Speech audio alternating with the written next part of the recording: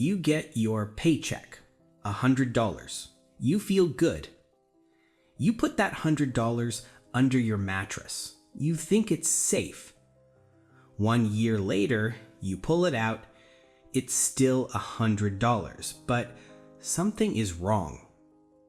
Last year, a loaf of bread cost $1. You could buy 100 loaves. This year, that same loaf of bread costs $2. Your $100 can only buy 50 loaves.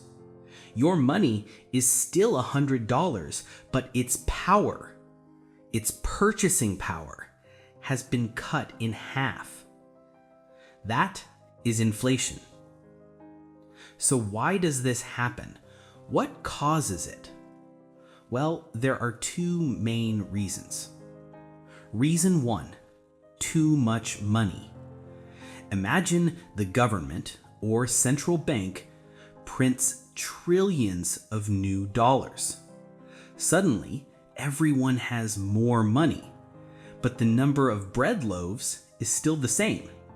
More money chasing the same amount of stuff means prices go up. Reason two, things get more expensive to make. That loaf of bread needs wheat. It needs energy. It needs a truck to deliver it. What if the price of wheat goes up? What if the price of gas goes up? The baker has to raise the price of bread just to stay in business. That is cost push inflation.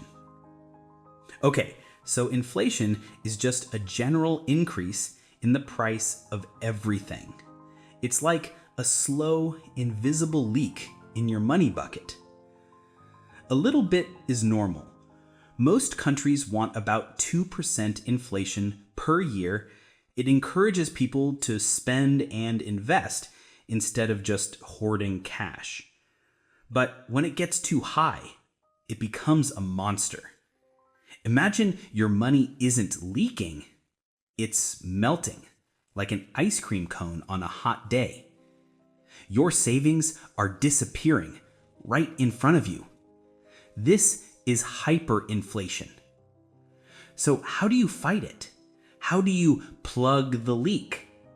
You can't, but you can make your money grow faster than the leak.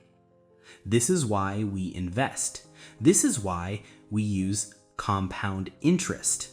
This is why we buy ETFs. You don't put your money under the mattress. It's not safe there. You put it in assets, like stocks, that grow faster than inflation. Your money is only safe when it's growing.